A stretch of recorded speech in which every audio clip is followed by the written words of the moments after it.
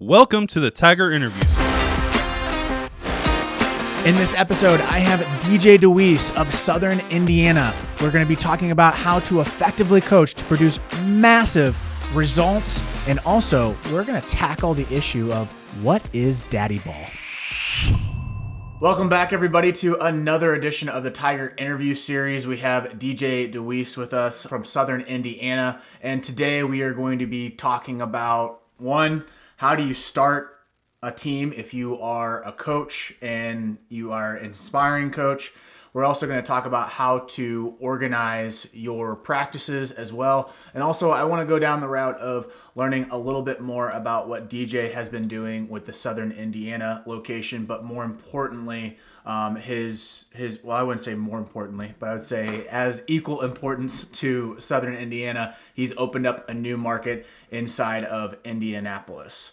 So without further ado, DJ, how is everything going with you over in Southern Indiana and New Albany? Well, what's up, Spike? Everything's great, man. We got high school scrimmages are starting in the area. Baseball games are starting next week in the area. It just seems so long ago that there was actual high school baseball. So, man, excited. Baseball is still might look a little different, but it's here, it's back. I can't wait. And we're finally at that 1 year mark. This time last year, we were discussing different ideas on how to get in touch with our community, still build relationships, and really trying to segue into the season. So with high school baseball being back in full swing, this time last year, we were not talking about that. We were talking about how do we keep our players fresh and ready to go. Exactly right. So, yeah, a lot more fun and excitement this year than last year. I want to know what's been the winter training recap. Our high school players are back in full action with their high school teams, and youth teams are slowly starting to play. We've had a number of St. Louis teams here in St. Louis already play in the southern areas. How has the transition gone from winter training to spring so far? It's been great. I think, we still battled like everyone did of still the COVID and all the different things. But I think overall, we got a lot of buy-in to our off-season programs, the workouts, the trainings, all the team aspects.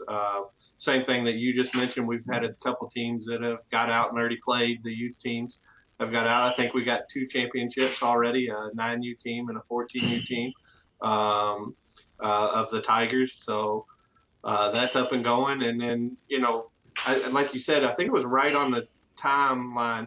I don't think that we made it to first official day of high school last year, but some of the teams were starting to practice with their high school before it kind of all went down.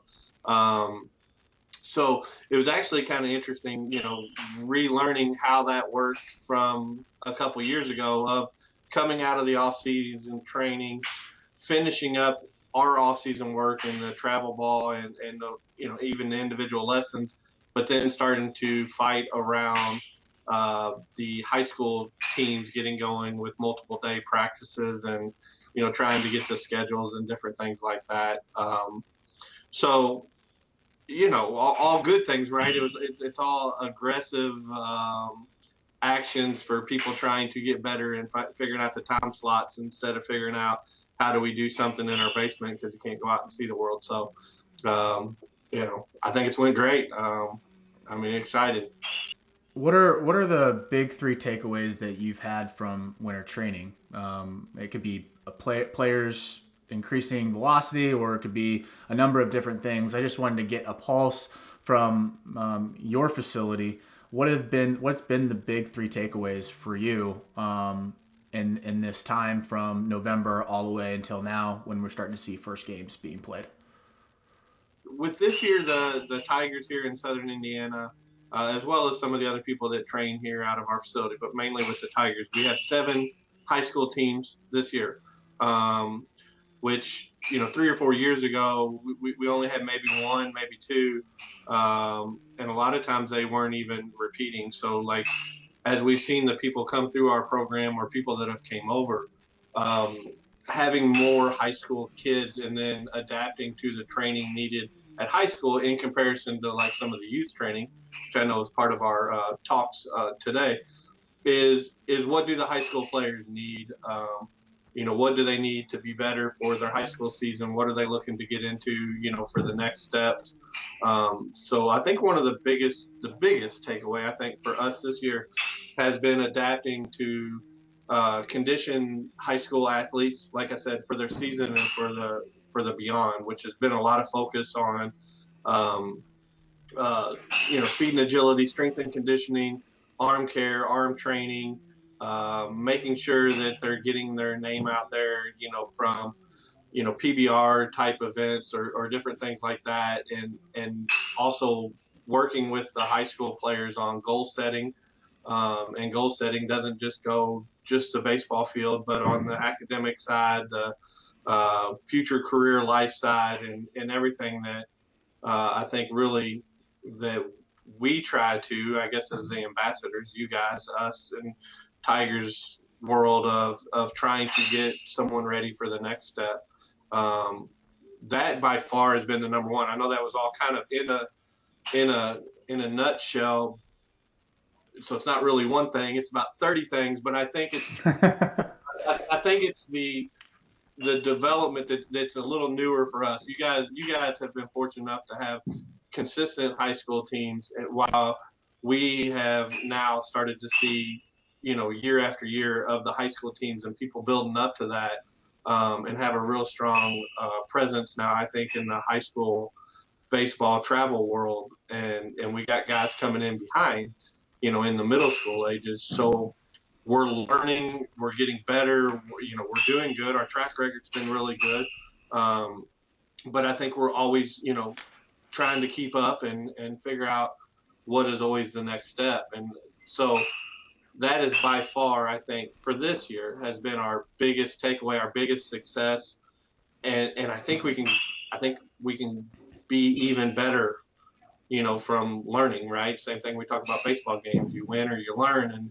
And I think we're both winning and learning all at the same time on how we can get better every day about, what we do. I kind of view it like professional baseball. You have the major league squad, and then you have the minor league system. And then up at the top, you have guys that are trying to figure out how to make the experience better. For them, it's a product, but for us, it's an experience. And I find it. I always like to make that a comparison. Is like our youth system is similar to our minor leagues, and our high school system is similar to our major league system. We just have multiple teams at the major league level, just not one. So I always find that as a good analogy, and it's always a work in progress, as you know. And each year is completely different with different players at different levels, and trying to get them to produce and find success on the field. Because again, if they have success on the field, they're going to play this game for a pretty long time. But as you know, we are actually at the tail end of our cyclical year, which is kind of funny. People will look like, what do you mean? You haven't even started the season. But for us, we start in August and September and really work extremely hard through October and November to get it started. And November is really where the magic happens. And for us, this is kind of the middle to end area where we're trying to, we got to deliver on the season, which teams are starting to get out onto the field. High school, when June hits, we're trying to make sure that they're having a really good season. But with that said, is that there's probably parents out there, or a parent that is having a bit of an itch that wants to coach a little bit, and whether they want to be an assistant coach or a head coach. But let's just say, for conversation's sake, that they want to be a head coach. What are the steps for them to start a team?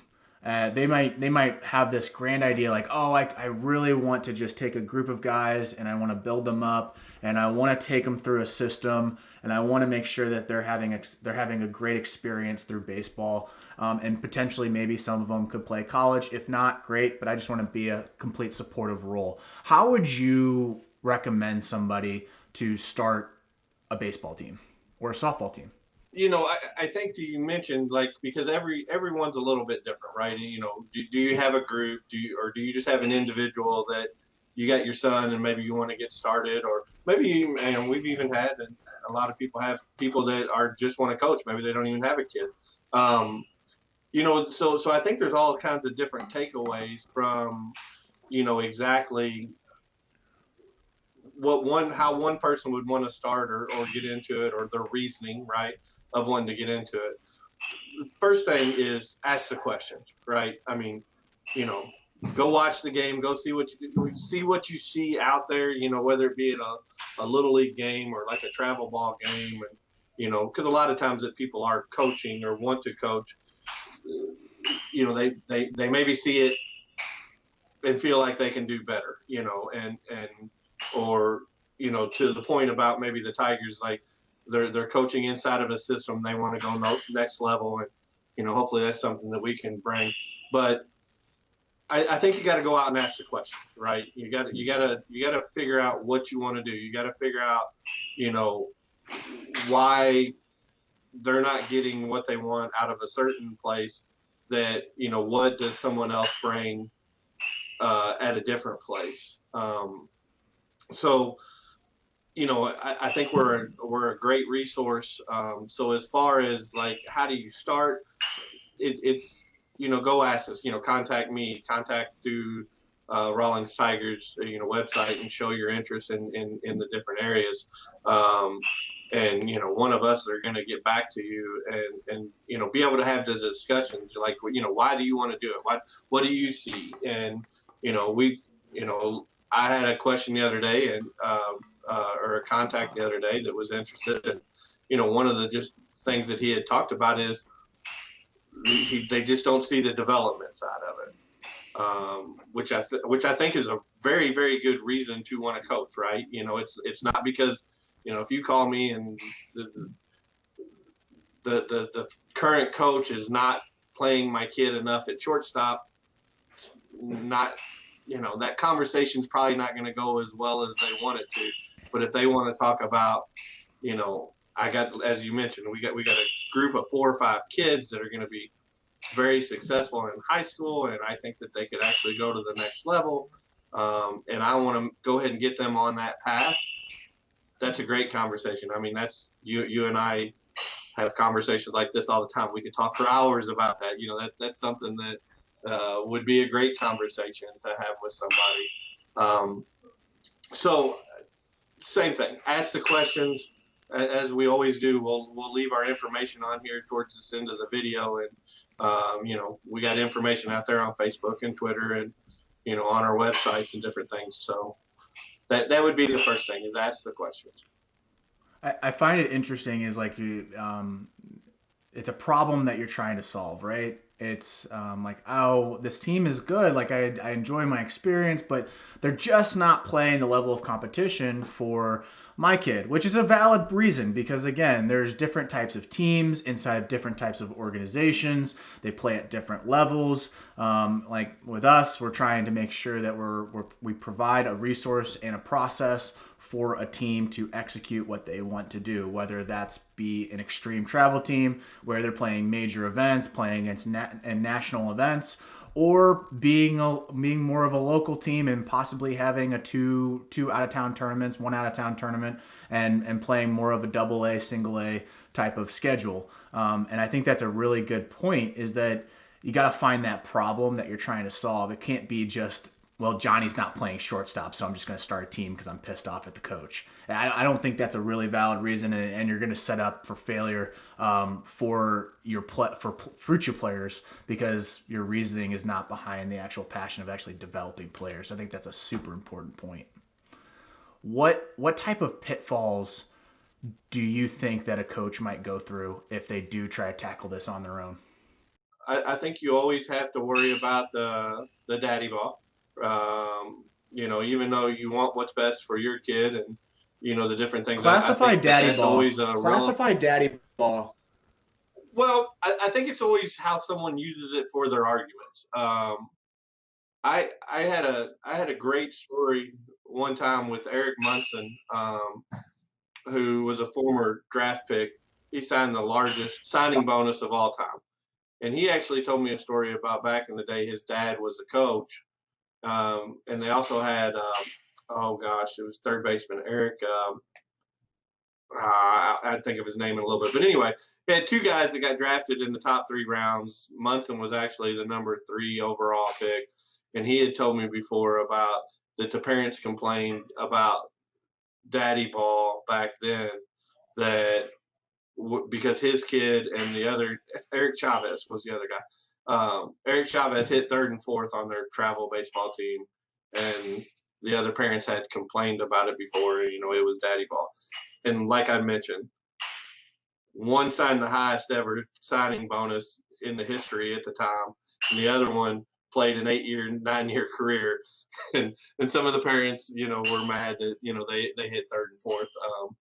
And so I always thought that was a really good story to kind of know that, like, I think daddy ball is just kind of how it's used, but like, is the kid's in the wrong spot? Is the kid's hidden in the wrong spot? And that's always hard to tell. But I do think it's something that other people could actually bring up. And, you just want to be able, especially when you got a good heart and you're out there to try to help 11, 12 young men and try to help them grow. I think that's always a challenge, and that doesn't matter sometimes whether it's a bigger organization or kind of the mom and pops or the local ones.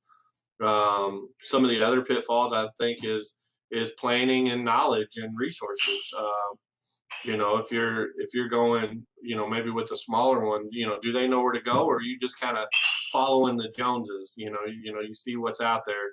Where you and I know very well, there's a big world. I mean, St. Louis baseball is different than Southern Indiana baseball. I'm not going to say anything's better or worse, but like, you guys, maybe use a different tournament sanction than we do here. And so it has different types of classification, where if you go down south, it's a little bit different. And so I think the whole overall use of resources, of what could be out there is just a better aspect.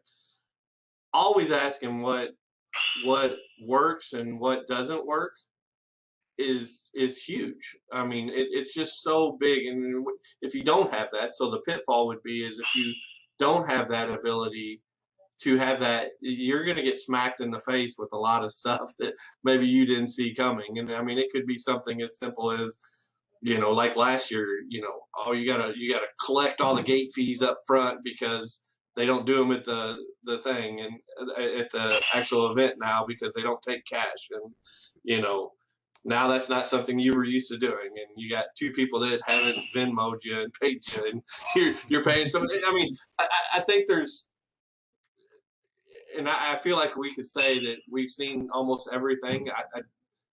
Something that's always a little bit new, but I always think there's something new that could come up, and that's at all levels. That's anywhere from 7U to 18U. I think that we learn every week, every month, and obviously every year when it comes to it. So I think there's a lot of pitfalls that you come into, but if you have a real good support group, it makes it a lot less painless, and you're more prepared for sure. I feel like it eliminates a lot of the wasted time that you potentially don't see, where an organization like ourselves, there's a huge process behind it. And a lot of time is saved through that process. And also from an experience standpoint, because we live and breathe this every single day, literally being able to reach out to me or yourself is such a huge advantage to over someone that's trying to do everything on their own, even just from a uniform standpoint. And you're very well versed in the uniform space, aren't you? We've definitely learned our way around that as well. I do want to go down this daddy ball argument, because I don't like it when someone says that, for one, because it's just a blanket statement, right? And just to give you an example, there's dads out there that played professional careers and they're coaching their kids. So is that daddy ball? I think the real question, I think the real thing that you have to ask yourself, because when you hear daddy ball, person that's not in the space, they just think, oh, dads are bad for baseball. We shouldn't be on a team with a dad. Well, that's not really the case, because at some point I'm going to be a dad and I'm probably going to coach. Does that make me a daddy ball coach? You even have the other side of it, Spiker. I think we're going to go down that negative side, but I think you also have the sometimes that the dads are so anti I don't want to be a daddy ball that kid is hitting seventh and he's the one that's going to sit out the most because he wants to prove a point, where in the reality while he's trying to make a couple people happy, he's actually hurting the team because he's trying to make sure that he doesn't get that perception. I think it kind of goes both ways, and like you mentioned, there is a lot of knowledgeable, very talented dads that are very much very beneficial to teams. And it's not a daddy ball issue. It's just an educational issue where the coach doesn't know.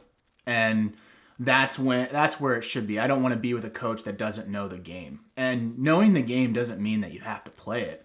Knowing the game, like we just had Travis Griffin, who was on our podcast. He played the game at high school, and he was teaching and coaching professional baseball players. And now he's in the medical space because he's really interested and fascinated with labrum tears and Tommy John. He's just he has a huge passion for pitching. But that guy has a high school education, doesn't have a college education, and he is knocking on doors, and he is absolutely one of the big influencers in our space right now.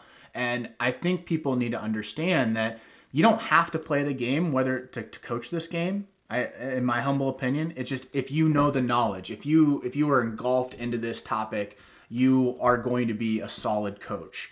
I'm not buying the case that if you just played the game, you're automatically a coach. It's definitely an art. It's definitely a science. And I do think that coaches in general need to be sought after, good ones, and really be cherished instead of just calling someone a daddy ball coach because they just don't agree that little Johnny's batting third and Johnny is the best player on the team. Some of the best coaches that I've seen that I've had inside of my organization, at the youth level, have said, I want to do what's right for these kids. I'm not as knowledgeable. I didn't have the college experience in baseball and different things like that. But this person is super organized, in it for the kids, and willing to learn. And those guys have been very, one of our old conversations are baseball people are very arrogant. So sometimes we get in our own way, right, of how much we know. Mm-hmm. But, you get some other people out there that are the first ones to say, I don't know as much about baseball, but, I can communicate. My parents are never guessing what our next steps are. We're very clear on what our schedule is and when we need to be there and what uniforms we're wearing. And, everything. I've talked to the tournament directors. I've got us into everything. We're in early. Insurance is taken care of. All the different things that are out there.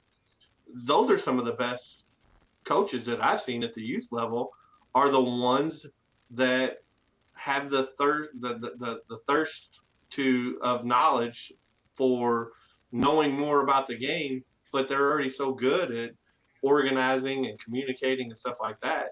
And I think at youth sports, that is as important as almost anything else that we can teach them, that if there's clear communication, you're going to be successful. That's why I think that those coaches are the best coaches, because that they're going to outsource the knowledge that they're lacking, and they're going to try to learn as they're outsourcing that knowledge. They're the coach that ends up getting into the cage while the players are working out, and they're trying to gather that knowledge because they want to implement it into the game. The one that struggles, in my opinion, is the coach that it goes back to the baseball ego, which I absolutely love it, but I hate it at the same time because you're deterring people from the game. Is that coach just lets the instructors do the work, and then they sit off to the side. I think it's super important to, if you do have that lack of knowledge, jump into that cage and try to learn as much as you can. Is it hard work? Yes, but the benefits there for your players, and I think that's massively important. And that's why I think daddy ball is not a great term. I think it's more of a lack of knowledge and a lack of understanding of your personnel on your team. And I agree. And one of the things about when I talk to somebody that's interested in our programs here, or just want to have an overall baseball conversation, I always ask the question, are you willing to learn? Are you willing to, talk to other people and learn more than what you know right now? Because, and the reason why I always ask that question, and I'm in the same boat, right? Is we're going out and asking several young men to get out of their comfort zone, learn more, be better, work harder, do all these things. But what are we doing? What are we doing? Are we going back and, still teaching the way it was in, 1990 or 2000 or whatever year we grew up? The baseball game has changed. I mean, it's different. So what are we doing out there to keep them up? I mean, social media, just, whatever it might be. I think that the coaches have to be willing to learn. And that is something that is always on the conversations that I have with, petite people that are interested in our program, or like I said, just overall having a baseball conversation. Yep. And again, lives are busy. You have people have jobs outside of this, obviously. That's why they're volunteering.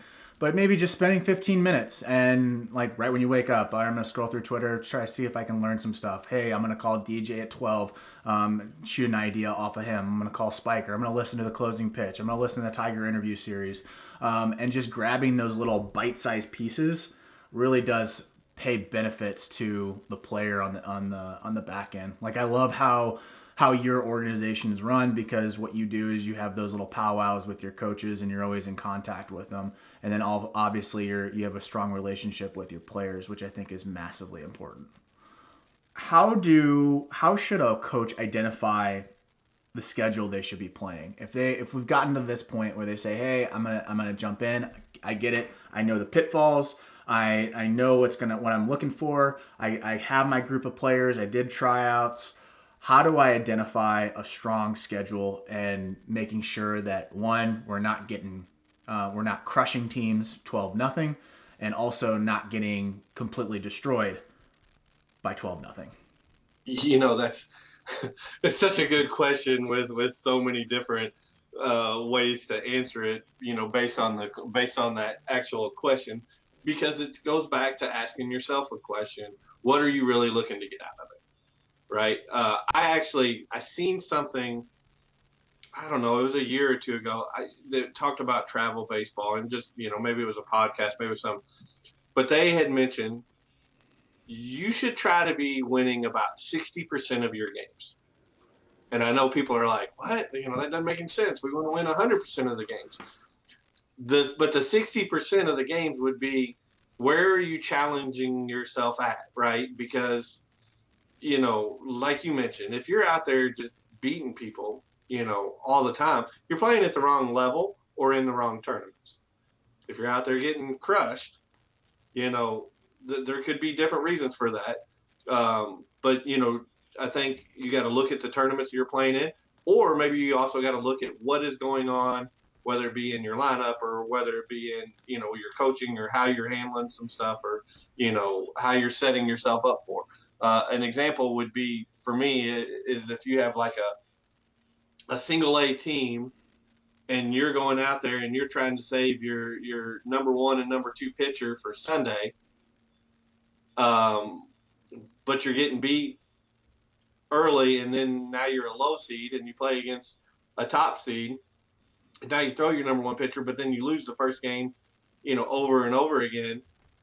You should maybe look at changing that up. Maybe the number one, number two, maybe pitching some of those pool play games, get some wins under your belt, go out there, maybe be the 4 or the 5 seed, maybe you win, maybe you lose, but it kind of, you could change things up, and it also, shows the kids that, it's not about the trophies. It's about, the development, because the same thing, and we've all been there, whether it be at high school or youth, we're driving home and, the number one pitcher's in the car and never ever got onto the mound because we set ourselves up for a run on Sunday and, all of a sudden it didn't happen. So I think a little bit of that goes along with the schedule, and you got to, like I said, first ask yourself, what are you really trying to get out of it? Are you worried that the Facebook at 10 years old, I want to be able to talk about how great my son and the team is, or do you have more of a future? And listen, first of all, too, it is, I've got 4 kids. It's awesome to brag on your kids, and it's awesome when they're successful and they do things. So I do think there's merit into that. I think it's great when they're on part of good teams and do things individually that are really cool. I just think that people have to ask themselves, what do they want to get out of it? Also, are they on teams where they just want to be, just playing with their friends and that makes them happier than, maybe where they could go out and, mingle with people from different areas and have a different way to start to progress with baseball. And I don't know that there's any wrong answer to any of those potential questions. Just make sure that you've got the questions and you've got a reason to why you kind of want to get out there and play at whatever different tournament and level. Now, also real quick, I'll just add to that. We are here to help. That's one of the things that we can help. If you're unsure of the questions or DJ Spiker, we've done this and 2-3 tournaments and we keep running into the same brick wall. What do you suggest? I mean, that's another thing that I feel like that we're here for, that we could go out and be able to help you plan a schedule or have an idea. I see a lot now with so many teams, they want to start the season playing out down because when they win, then they get bumped up. I don't really like that philosophy, but I also understand it because a lot of times I don't see them moving teams down, but they do move teams up. So I understand why people have to have that philosophy, that you got to start down because you get moved up a lot quicker than you get moved down if you're struggling. So, that's just a real challenge, right off the bat, but, losing is okay. Losing is okay. And I go back to the same thing. As a coach, that open communication is very good. I mean, just one of the things that I've said, I mean, our scout team for this year that I coach, I mean, I went in there and said, we likely could get our brains kicked in a lot of tournaments. And that's okay. And I hope that you guys are good with it. And actually, I've got a group of parents because we communicated with that. That's okay. They want to be playing at that tough level. And I've said that to them last year. And actually, we, got some wins over some good teams and been successful in some of the tournaments. But going in, I look at it like if they don't play well, it's not going to go well. So, and that communication from the beginning is very good. And I think that should start when you're 8, 9, whatever, and there could be a tournament that you go out and you're like, hey, I'm not going to say we're going to win, but like this tournament looks a little bit more formatted to the teams that are similar to us. But the following weekend, we're going to go up to Grand Park and Westfield and see what we're made of. AKA it could go bad, so like, and I think if you share that's helpful. I think that's helpful. I don't know if that. I hope that answered, sort of the questions. Kind of going along that going along that topic.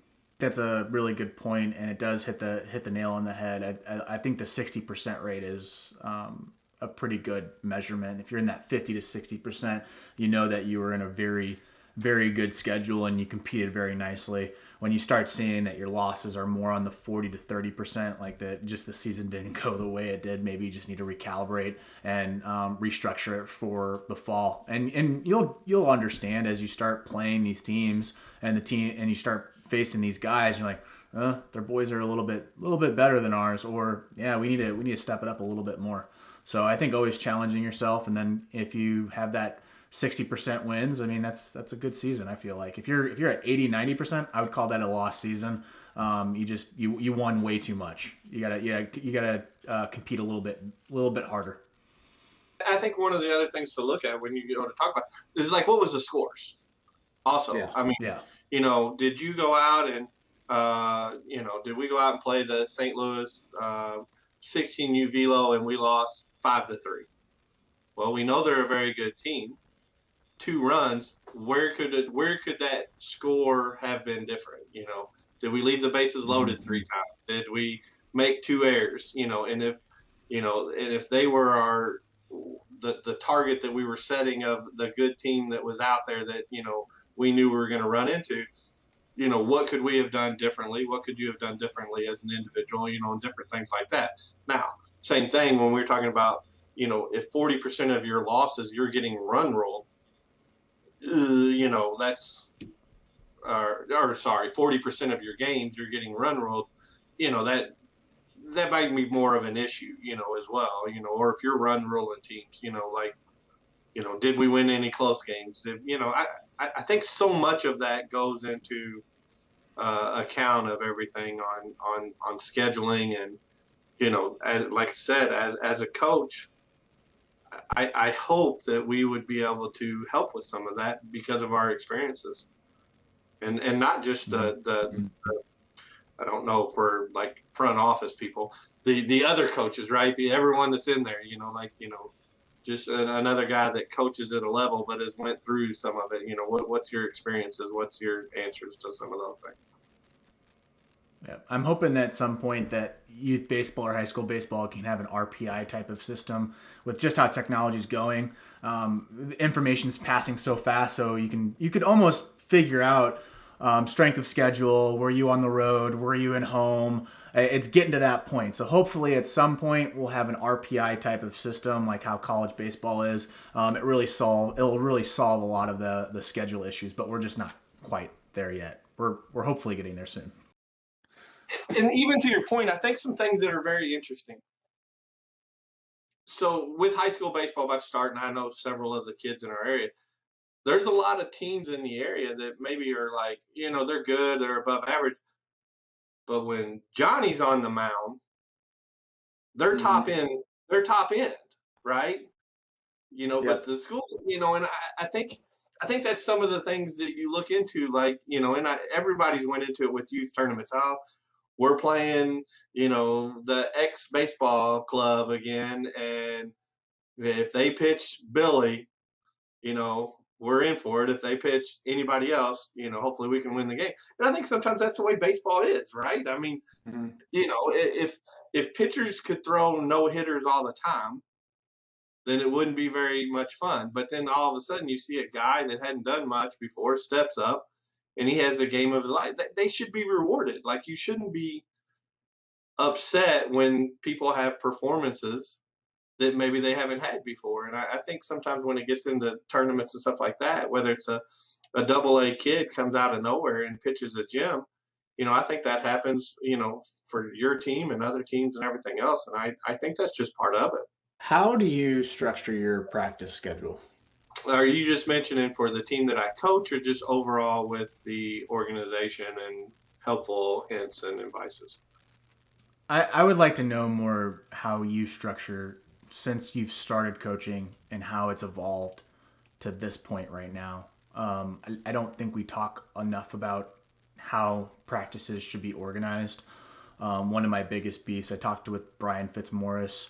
We're releasing that interview next week, but we talked about pregame routine, and it just bugs me up the wall that baseball has had this similar routine where everyone gang busts towards the cage, and then we're just gonna wait there and hit, and then after that we don't do anything else. I feel like there's some coaches out there that struggle with practice schedule because they kind of draw a blank, whether the day gets away from them. And I don't think practice schedules take very long. It could take 15 minutes or it could take 30 minutes. It depends on how you want to structure it out. But I wanted to know from you, how do you structure out your practices? Once again, good hard-hitting question that has so many rabbit holes we could go down. The first thing that I would talk about is we struggle here, and I don't think we're the only organization around, but for being a bigger organization, one of the things we struggle with is fields. Trying to get fields, especially when you're talking high school, you got to get a high school field. They're just not sitting there and free and available. So getting outside is huge. And then, of course, with high school, you get shut down. So you really only get the high school kids in the off season when you almost really can't get onto a field. So it's really tough with high school. And then, of course, with our team, there's, I think there's a kid that's over an hour away from our home base. We got, 2 or 3 others that are probably in the 45-minute range and a couple that are in the 30-minute range. And then everybody else is 10 or 15 minutes away. So it's not like we can just go, well, weather looks good. Let's go. We got to try to get out there and have a good schedule. A lot of times with what we focus on in the off season has been like a Sunday practice. We're going to try to come over it. And one of the things that we looked at when we just do the Sunday practices or the indoor practices I mentioned, is we did try to stick to a schedule that we try to cover a couple game situations in there. If at all possible, we would just take some, ground balls and stuff. But mostly it was about keeping the arm loose, talking about pitching philosophies while we were throwing some bullpens inside, and then going through a couple of different things on hitting, whether it be drills. And then whether I do an indoor or an outdoor practice, one of the things I always try to do is end with some type of game, competition, something to let the boys know that the game's still fun. It's not just, work all the time. When you get outside, same thing. Like, of course, I didn't get much with our guys, because of the weather and stuff like that. But if I was to get outside, we wouldn't pick up a bat. I mean, the bats would never be in play. It would be all about fielding, base running, cutoffs, situations, and it's the lost art in what everyone really needs to cover. When I talk to my younger groups, and I know we're kind of going to go down this, when I talk to my younger groups and I think about travel baseball, the number 1 and 1A things are creating chaos on offense in the running game, and 1A would be controlling the running game on defense. I just feel like that's the lost art of what you really need to get out and work on, that you could teach the kids of the situational stuff like that. And when I'm talking about controlling the run game, that goes into everything on cutoffs and pickoffs, and that everybody on defense needs to be moving at a backup spot and be covered, and starting to learn double cuts as you get a little bit older. And I think the fact that a lot of youth kids, it's just like a given that they're going to steal second base every time. I just think there's so much that could be worked on to help them, instead of maybe going out and just pounding a lot of ground balls or pitching outside or hitting outside. You can do all that stuff indoors at your indoor facility. When you get outside, work on the things that can only really be taught outdoors, in my opinion. And, teaching them, how to read a line drive when you're on first base, and how, when it's going, that you don't, you're not looking to see where that ball goes. And I know I kind of ventured off to talk about exactly what I did, but I think that it's the same thing that we talked about. I think there's different levels to what they need to be learning.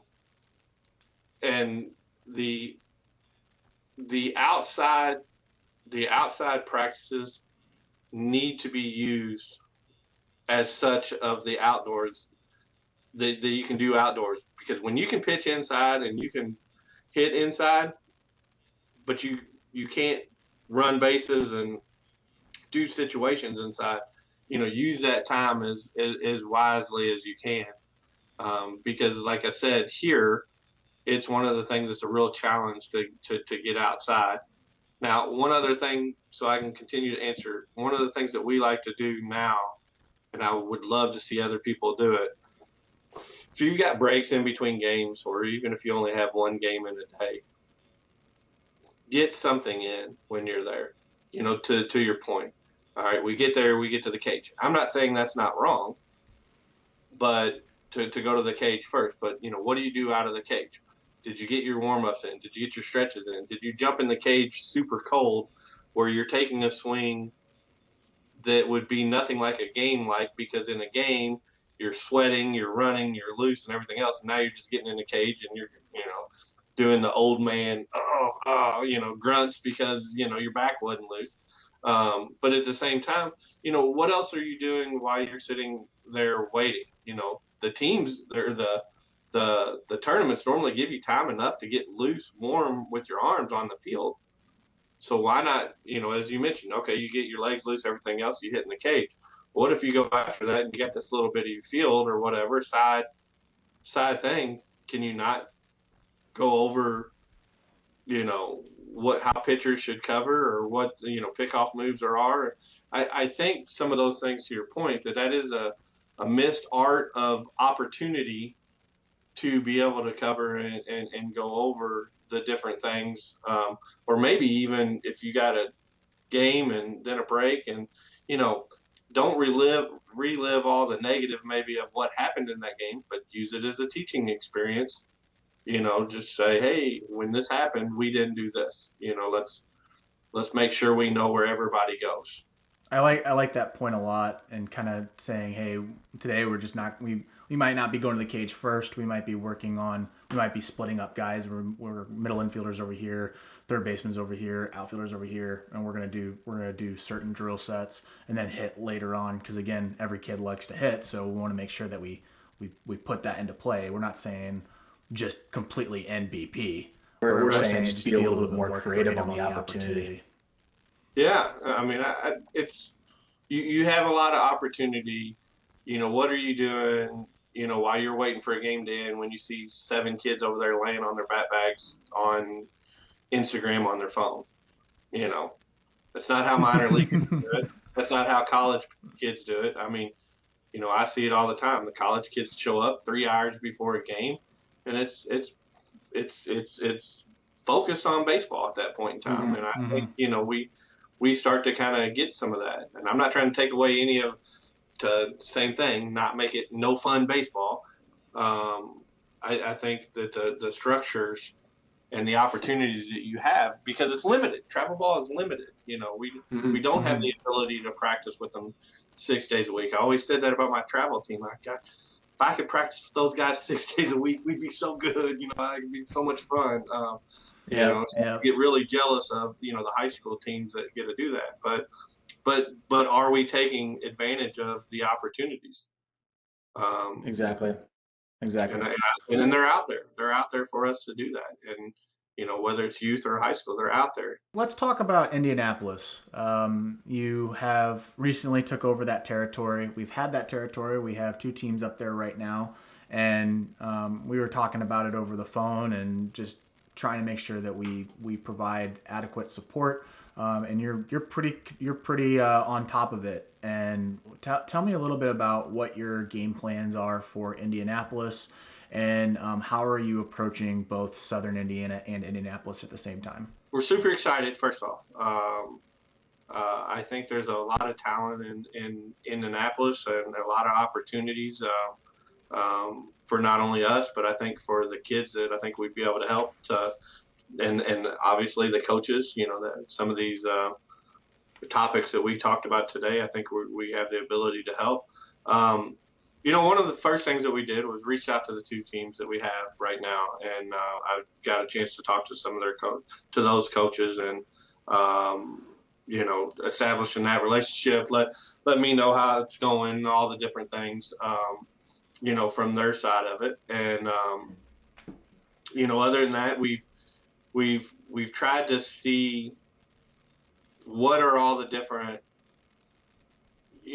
opportunities, and Indianapolis is a big place, and what challenges are out there with us for facilities, and how we can help, and how while we'll still make it up to talk with anybody that comes on board and get to meet with them, that we would be a little bit remote, or we would be remote.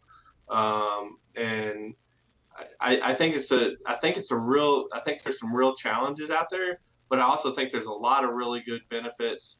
And some of the conversations, not only from the Tigers, but maybe from some other people that have called and showed interest, we're actually finding out that maybe there's some more support systems that are out there with potential facilities, and maybe more people that are interested, and some people know some people, so just really trying to gather all that information and try to figure out what potentially could be the next steps, while at the same time trying to see how we can help in the Southern Indiana and Louisville market, for any potential new teams, or help our teams grow, while also helping the guys that we currently have here grow. So very much a challenge, and the overall approaching. How am I approaching it? we're just getting all the laundry thrown, and trying to do the best we can to sort through it, and figure out, like, okay, we can help on this area, or we can that's something for us to take in and take for consideration.